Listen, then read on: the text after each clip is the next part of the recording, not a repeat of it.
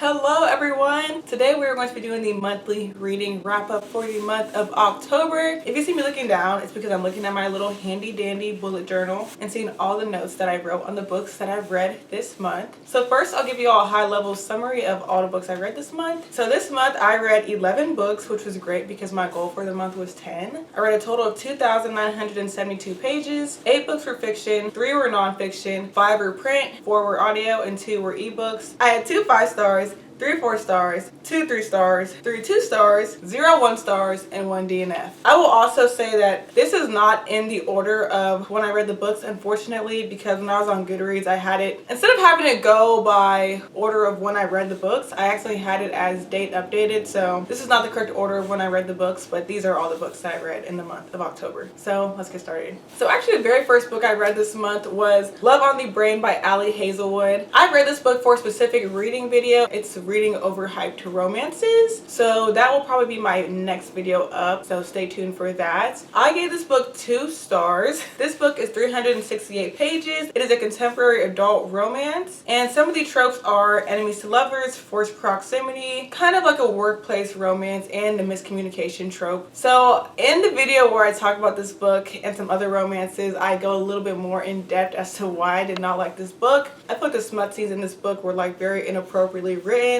They look to give me child PORN vibe, which I really was not comfortable reading. I just did not like how the smut scenes were written. On top of that, Ali Hazelwood just writes like really childish characters in my opinion. They don't act their age. I don't like how all of her books are the exact same book written with different characters. At this point, I've read both of her novels, all 3 of her novellas, and they're all the exact same storyline. We just change the character names. We have a small, tiny girl and a big, strong man. Like, that's always the vibe. The girl's always quirky and weird. The guy's always super hot and sought after, but he wants this weird quirky girl who's not even all that. Like, the books don't be making no freaking sense. So in this book, our main character, whose name I don't remember because she was irrelevant, she is working at NASA and she's working with a guy whose name I don't remember because he was irrelevant, but they're working together at NASA and they're enemies because when they were in college together they didn't like each other, and now they're working on this project together and they end up falling in love, blah blah blah. Turns out they aren't even really enemies, they just don't know how to freaking communicate, which at your big age as adults you don't know how to communicate. Like, I just felt the story was ridiculous. It was dumb. At the end, Ali Hazelwood tried to make this book into like an adventure,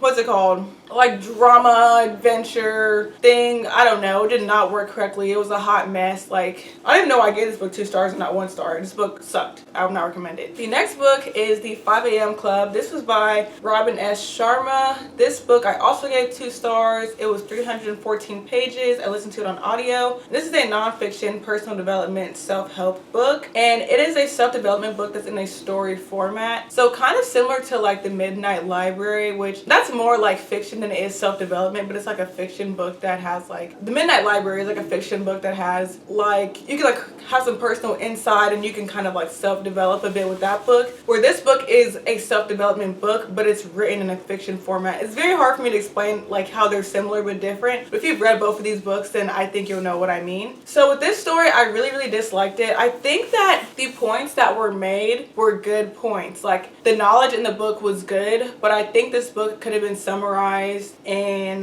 who knows, like 100 pages. It could have been a long blog post. It could have been a 100-page book, but because they put it in this fiction format and tried to make it into a story, that made the book just extend to an amount of pages that was totally unnecessary. It made the book super convoluted for really no reason, and it just made it annoying. Like, I feel like the first half of the book could have been cut off because it was just like building up this storyline. It was unnecessary. It was unnecessary. Like, it made me not even want to finish the book and get the knowledge. Like I said, there is some good knowledge in here, but it just took too long to get there. Also, this book has like a lot of quotes. That's probably the main reason why it even got 2 stars out of me, was because some of the quotes in there were really good, but they weren't the author's quotes. They were just like other famous quotes. I thought the book was cheesy and it was corny, and I really dislike when self-development books drag on longer than they need to, because I just want to get the knowledge and go. Like, self-development books should not be 314 pages, especially when it's this BS. So would not recommend.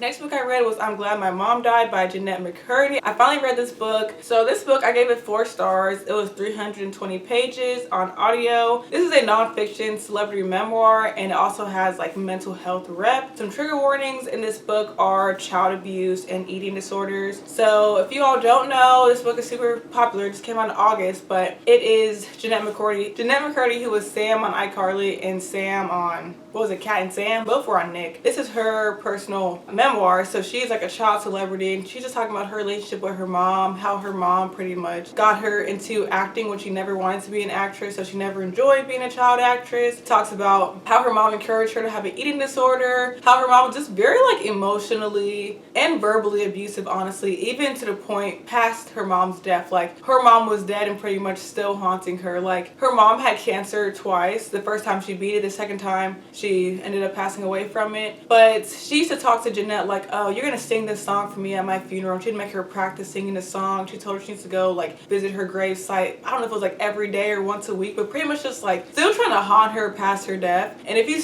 read this book and you know the things that her mother put her through, you'll see even more why. So like her wanting those things out of her daughter after death was just like honestly cruel. Like it was crazy. Even with how awful her mother was, Jeanette still doesn't like hate her mom. You can tell in the story that she does not hate her mom. She has like a love for her mom. So for her to title the book I'm Glad My Mom Died, I don't think it's as much as like, oh, I hate my mom, I'm glad she died. It's more so like she's freed from the way that her mother was pretty much just like entrapping her in this lifestyle she didn't want and just causing her so much mental and emotional trauma. So I thought this book was interesting. Like I said, there are trigger warnings. So if those trigger warnings are going to bother you, go ahead and maybe skip this one. I think most people who have heard this book know what it's about, but you can definitely read some reviews and get some more in depth on the trigger warnings. But I thought this book was pretty insightful, and it's cool learning about like what child celebrities go through, because I would never want to be a child celebrity. Like when you're a child, you're supposed to be the one watching TV, you know what I mean? Yeah, this is a pretty good book. The next book I read was Verity by Miss Colleen Hoover. I actually did a 24-hour reading challenge. That will be linked down below. So if you want to see me reading this book and giving it a more in-depth review, go ahead and check that video out. I gave this book 5 stars. It's 324 pages. It is a thriller romance story. This book is all about a girl named Lowen who is helping Verity, who is a famous author who got in a car crash. Lowen is helping her finish out her series, and Lowen ends up falling in love with Jeremy, who is Verity's husband, and there's some weird stuff going on in the house. Lowen finds Verity's manuscript, ends up finding out about how Verity was like a very like abusive and really crazy mother. So this book was really good. Historically, I'm not a Colleen Hoover fan. I don't really love her writing, but if she writes more thrillers, I will definitely read more of them, because this is one of my only 5 stars for the month, and it's a book that I've been anticipating reading pretty much all year. It was the very first book that I put on my TBR on Goodreads. So I've wanted to read this book for a long time. I'm glad I finally read it, and I feel bad for people who did not like this book, because I think it is 100% worth the hype. It's so dramatic. It's so good. I said this in my 24-hour reading video, but this book just gives me Gillian Flynn vibes. Just the book is like sick. It reminds me of the way that Gillian Flynn wrote Sharp Objects, except for way better, because I hated Sharp Objects. That was a 5-star. I totally recommend this book if you haven't read it. The next book that I read was Guarding Temptation by Talia Hibbert. This is a novella, and it's the first Talia Hibbert book that I've actually read. I gave this book 3 stars. It was 112 pages. I read an ebook of it on Hoopla, and this is a romance novella adult story. This book, what is it about? It's about our main character who our main character, she's like a, I don't want to call her a freedom fighter, but she is a British woman who writes about like police brutality and racial discrimination, profiling, stuff like that going on in London. And there's some people coming after her because they don't want her to spread this truth about what's going on. And she's just talking about the things that the media is hiding. And she has a guy that she likes. It's her brother's best friend. And she actually has been in love with him all her life. And apparently he's in love with her all his life. But neither one of them knows that the other one loves them. And so they like don't want to like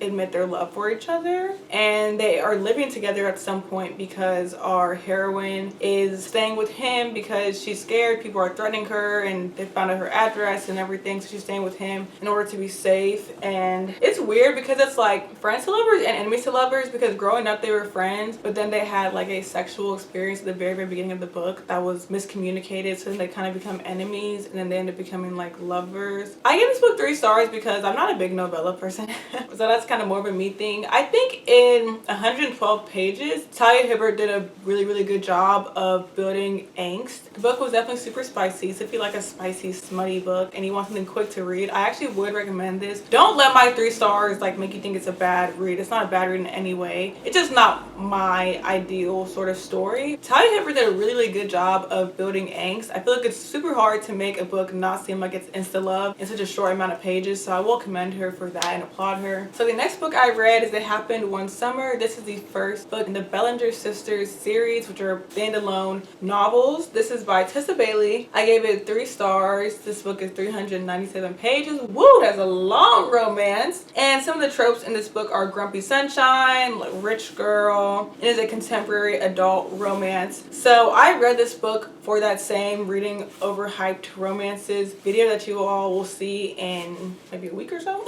So I was so excited to read this book. This book is so popular here on BookTube, on Book Talk, like everywhere. Everyone loves this romance, and that's why I was so excited to read it. I think this book was like really easy to read. It was a quick read. Piper is like an airheaded girl who sees a social media influencer, and when the book starts she ends up getting dumped by her boyfriend. It's kind of like a public dumping, so she throws this crazy party at a hotel that she breaks into, and she ends up getting arrested because, you know, they called the police, like she broke into this hotel. And her dad is a movie producer, and the person who owns the hotel is one of his investors. So he's like, oh, like I'm actually really pissed about this, that your daughter did this, blah blah blah blah. So the dad makes the daughter go to her real hometown that she hasn't been to since she was born. And it's some like fisherman's town. She meets Brendan, who's like a fisherman, and he's like super grumpy. He's acting like he doesn't like her, blah blah blah, and then they're falling in love. So I will say the book was easy to read, which I liked. I liked the fact that Piper was like a rich girl. I love me a rich girl. Like, I have no issue with you being rich and ditzy, like no issue at all. I think what took me out of this book a lot was the smut scenes. The smut scenes I felt like were awful. I really don't like when authors refuse to just describe smut in the way that it is. For one, I don't even love reading smut, but if I'm gonna read it, can we use real words? I took notes because this was so weird. I've seen more than one author do this, but instead of saying like her coochie, her kitty cat, whatever, they called it her sex. I just have never heard people calling it sex until I started reading romance books that have smut in it, and that was like this year, like this month, honestly. Like, why are we calling it that? They described her kitty cat as tight as sin, her wet heat, his spend, talking about when he finished his spend. They called her kitty cat landscaping, and then of course they used the COCK word, which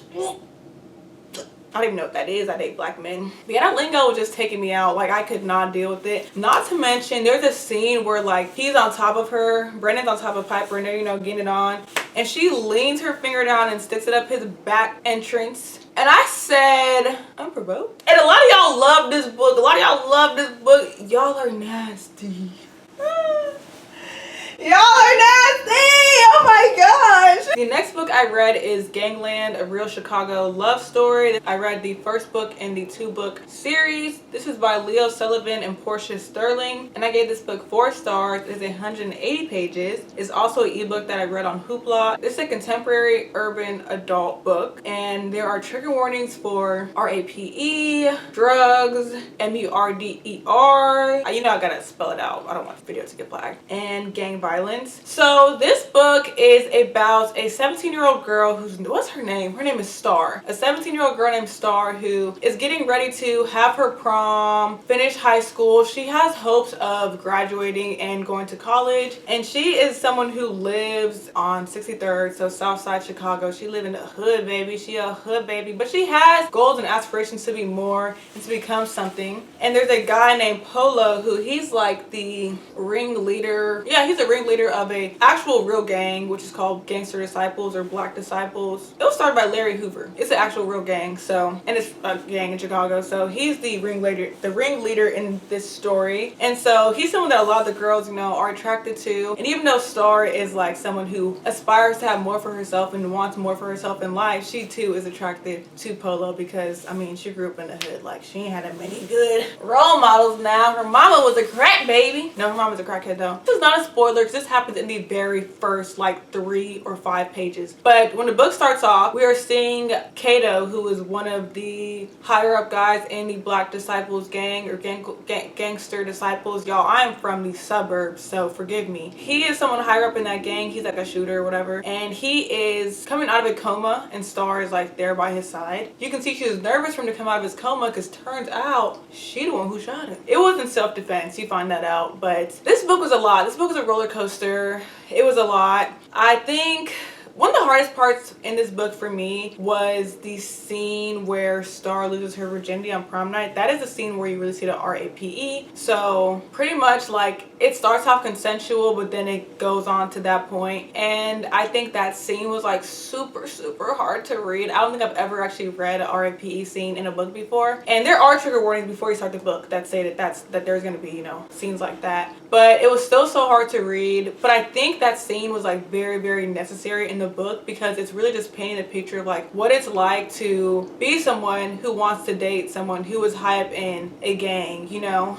and this is the way that they take from women, how they force themselves on women. It was just so sad because it was her first time having intercourse and it turned out like that, and it was just crazy. I really liked the book. I think it was insightful. I think it was well written. The vocab was pretty basic. Like, it was pretty basic writing, and there was like a bit too much foreshadowing. Like, they foreshadowed a lot, and some of the foreshadowing didn't come to fruition, at least not in this first book. I'm sure it will come to fruition in the second book. So yeah, I think overall the book was great. There were some parts that were a teensy bit slower and it got a teeny bit boring, so that's why I docked 1 star, just because it got a little bit slow sometimes and there was like some excessive foreshadowing. But I thought the book was really great. I'm like new to the urban genre. The only urban book I've read is The Coldest Winter Ever, which is one of my favorite books of all time. Shout out to Alyssa, she put me onto that book. Yeah, I thought this was pretty good too. If you want to read like an urban book that is not super long, I recommend this. And yeah, I thought it was pretty good. The next book is Local Woman Missing by Mary Kubica. This book I gave 4 stars. It is 352 pages. The main genre for it is thriller, but I think it's more of a mystery, and it's an adult book. Trigger warnings for child abuse and child abduction. I also read this book during my 24-hour reading challenge, which again, go ahead and check that out after this. So pretty much the book starts off with a woman going running, and then she gets like hit by a car or kidnapped. You don't really know what happens, but she gets took somehow, and then she just goes missing. And then we also have a mom and a daughter who go missing, and they all go missing within like a week or 2 of each other in the same neighborhood. They're trying to figure out how these events tie, where are these women at. We get flashbacks to 11 years ago when the incident happened, and we get flashbacks to the present day. We have multiple POVs. It is a slower book a little bit. That's why I think it's more of a mystery than a thriller, just because of the pacing of it. It was pretty good. Like, it's a pretty good book.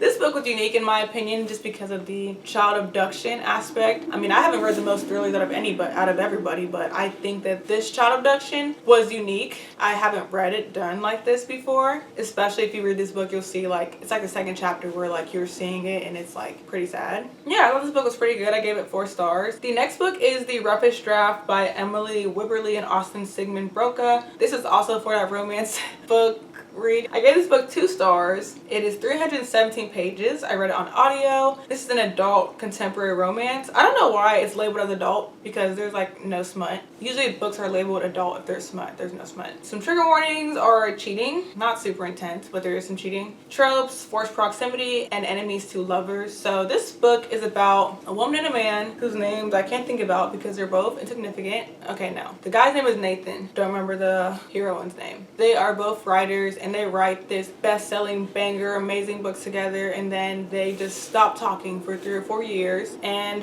they have a contract where they have to write 2 books. So their agents bring them back together and force them to write this second book for their contract, and we end up finding out like why they no longer like each other, why they fell out, blah blah blah. I had a lot of issues with this book. First, it does some past tense and present tense like flashbacks, and I could not figure out if I was in the past or the present. Like, we'd be halfway through a chapter chapter that was in the past, and I would just then realize we're in the past. Now, granted, I listened to this on audio, so that could be part of the reason why I was a little bit confused, but I haven't been as confused in an audiobook before, so I don't think it was fully me. But I found the past and present tenses a little confusing. This is dual POV, so you get both Nathan and the heroine's POVs. I just think their reason for not being together was stupid. Like, it was just a lot of like miscommunication, which is annoying. Again, like, I just feel like grown adults who can't communicate is just like stupid. I mean, obviously we all as humans don't always communicate the best, but what in these romance books, it's like extreme miscommunication, like extreme. Like, they don't talk about what's on their mind, and it's just like, what is the point? On top of that, in this book, during the majority of the story, whether it's in the present tense or the past tense, at least one of them is in a serious relationship, which I know is a big turn off to some people. I just don't think this book was that good. I was told this book was like a better version of Book Lovers. I thought Book Lovers was a fine book. I think I gave it 4 stars. This is not a better version of Book Lovers. I thought this book was just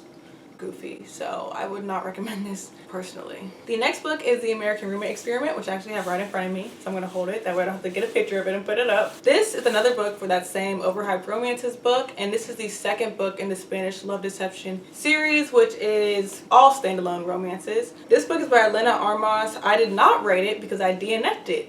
I did not finish it. It is 387 pages. It is an adult contemporary romance, and the only tropes that I know are in this book is forced proximity. And I don't know what the girlies call it when the guy is like super sweet. They call him like a puppy dog or something like that. Whatever the girls say when the guy is super sweet and he's not like a grumpy guy, like a sunshiny guy. The girl's not grumpy either, but I didn't have this book. I've been trying to read it the whole week, y'all. Today is Saturday when I'm filming this. I've been trying to read this since Sunday, and I read 40 pages. My main thing with this book that was really annoying me is that our heroine, Rosie, lies a lot. I just don't get why we're grown adults acting like children. Like, I just don't get it. So she quit her job 6 months ago to publish a book or write a book, whatever, and she does not tell her family that she quit her job. So her family thinks she's still working at her job. They'll ask her about her job. She'll be like, yeah, this, that. Why have you been not working for 6 months and you can't just tell your dad and your brother you're not working there anymore? Like, you're a grown adult. What are they gonna do, spank you? Are they gonna spank you? Are they gonna spank you? Like, why can't you just say that you don't work there anymore? Like, it's not that serious. On top of that, she was like lying to her best friend. She's just lying to a lot of people in the book, and it's really annoying. So what this book is actually about is it's about this girl named Rosie, who, I don't know fully what it's about because I only got 40 pages in. But from my understanding, it's about this girl named Rosie. She's living in an apartment and her ceiling like breaks. There's like some water damage and her ceiling collapses. So she goes to go stay at her best friend Lena's apartment. Lena is the main character in the first book in the series. Again, these are standalone, so you don't need to read the first book to read this one. But she goes to Lena's apartment to stay there because Lena's out of town on her honeymoon, and she gave her best friend Rosie a key just, you know, like check her mail, stuff like that. And since her ceiling just collapsed, she figures like, oh, I'm just gonna go sleep there until my ceiling's fixed. And so this guy, I don't remember his name, Lucas is Lena's cousin. So one day she hears this banging on the door. She thinks it's a burglar or whatever, but it turns out it's Lucas because he's coming to stay at Lena's apartment. He lives in Spain, but he's coming to America just to visit, and he decides to stay at his cousin's apartment because his cousin says, like, you know, that's fine. Rosie opens the door, finds out that it's not a robber or burglar, it's actually Lucas. And Lucas is a guy who she's been stalking on Instagram, like not even soft stalking, like full-blown stalking, and has convinced her so she's in love with. And so when she sees him, she's acting all weird and awkward. And it's weird because she's in love with her best friend's cousin, but she won't tell her best friend that. Like, if I thought my best friend had a fine cousin, I would be like, send me out with your cousin. Like, it's just weird. It's giving childish, and I don't like childish books, like, at all. So I DNF'd this, and who knows, I might film a video where I read all the books I DNF'd, so y'all might see this book again, but I could not, for the life of me, read this book right now. And the last book that I read, I actually just finished yesterday, and it is The Glass Castle by Jeanette Walls. I gave this book 5 stars. It was so good. This book is 288 pages. I listened to it on audio, and it is a nonfiction memoir / autobiography. Trigger warnings for child neglect, child abuse, sexual assault / molestation. Now, despite these trigger warnings, unless you're like deeply sensitive to these type of trigger warnings, which I totally understand, but if you're not like super sensitive to these trigger warnings, I would still recommend you read this book. You can go on Goodreads and, you know, read people's reviews so you can take in depth the extent of these things. But this book is about a girl named Jeanette who grows up with 3 siblings and her parents. Her dad's an alcoholic. Her mom is living in the clouds. And pretty much her family has always grown up super poor. Like, they've been homeless, they lived in houses filled with rats and roaches, they lived in houses with no insulation, they've gone multiple days with no food, like all types of stuff. Just lived in all types of, you know, neglectful situations. Mostly because her father is an alcoholic, so when he gets money, he'll buy alcohol. Her mother has a whole teaching degree, but instead of going and teaching, she wants to just sit at home and paint pictures. And her kids will be going hungry. She's like, oh no, I want to be an artist, you know? So despite the fact that her parents actually could provide, they're just kind of so like in their own minds that they're not providing for their children. But at the same time, you can tell that they love their children. Like, it's so weird. If you read the synopsis, you'll kind of see what I mean. In this book, you can tell that Jeanette truly loves her parents, and her parents love her too. Her parents are just not, they're just not fit to be parents, honestly. They're just not fit for it. In terms of the molestation that goes on, the sexual assault, it's not the parents doing it to their own children. And the child abuse isn't necessarily the parents either. Parents are neglectful. So if you consider neglect a form of abuse, then yeah. They don't like verbally or physically abuse their kids. They're just really neglectful. That's really the main thing. But despite that, you can tell their parents have like good hearts. At least the way Jeanette wrote the book, like you can just see like the admiration and the love she does have for her parents. Like, for example, her parents couldn't afford to buy them like birthday gifts. And so one day her dad was like, you see all the stars in the sky, pick one. Pick the one you want. That's gonna be your star, blah, blah, blah. No one else has their own star. So it's like small little things like that that they would do that would be like so sweet. And this book was a really good time. If you want to read a memoir, I would definitely recommend this one. Like I said, you can check out the trigger warnings and see if they would offend you, but this is a really good memoir. I don't think I gave it justice with the synopsis that I just gave, but I would definitely 100% recommend this. This book was 5 stars with the room. Like, it was really, really good. Okay, y'all, I've been talking for too freaking long, but this is my October reading wrap up. These are all the books that I read in October. I would say overall I had a really good reading month in October. Like, I had a couple 5 stars, couple 2 stars, lots of 3 stars, but my books that I read really range with the star numbers, and they really range in terms of genres. I feel like it was a very like well-rounded reading month. And I finally read Verity. There's another book I read this month. Oh my god, I forgot a book. Another book that I read this month. I actually read 12 books. A Woman's Influence by Toni Gaskins. I finally finished this book. I started this book in July. This book's by Toni Gaskins and Sheree Gaskins. Toni's a relationship coach here on YouTube. I gave this book 4 stars. It is, how many pages? It is 227 pages. This is a self-development relationship nonfiction book. I will say if you watch Toni's videos, there's nothing necessarily new in this book that you don't see in his videos, because he makes lots of videos about relationships and dating, specifically from a man's perspective, but not in a like Kevin Samuels way where he like puts women down. He does not put women down. He just kind of gives you that real and that raw that most women do not know. He's also Christian, which is really great, so I love that fact about him. But yeah, I give this book 4 stars and not 5 just because I didn't love the writing style. I think there was a lot of like over explanation or like too many examples of the exact same thing, which in the epilogue he states that this is on purpose to like really like drive the point of what he's saying. But for me personally, I feel like it kind of like took me out a little bit of the story or of the book. It's not really a story, but it kind of took me out a little bit, just the over explanation. And I also just didn't love the writing style. It was a good book though. As y'all can see, I annotated a lot. Like, this is my most annotated book. I don't usually even annotate books for real, but there were a lot of good points in here, a lot of good quotes. I would say if you haven't watched his videos, definitely get this book, because if you haven't watched his video, you don't know anything that he's about. But even if you have watched his videos, like, I would still get it. I'm really glad that I bought this and supported him, because I've wanted to, you know, read one of his books for a while. And despite the fact that I've watched a ton of his videos, you know, I still got some knowledge out of the book. So, and at the end of each chapter, his wife writes like a page or two from her perspective, kind of to just like close it off. So you do get a woman's perspective in here as well. And they've been married for like 12, 13, 14, I don't know, years. So I thought it was pretty good. So alright, that is all the books that I've read in the month of October. Let me know in the comment section what you read this month. Have you read any of these books before? How did you feel about them? How was your reading month? I'm so curious, so please let me know. If you've made it this far, leave a blue heart emoji down in the comment section, and I'll see you all in my next video. Bye. God, I'm so out of breath. I can't do this.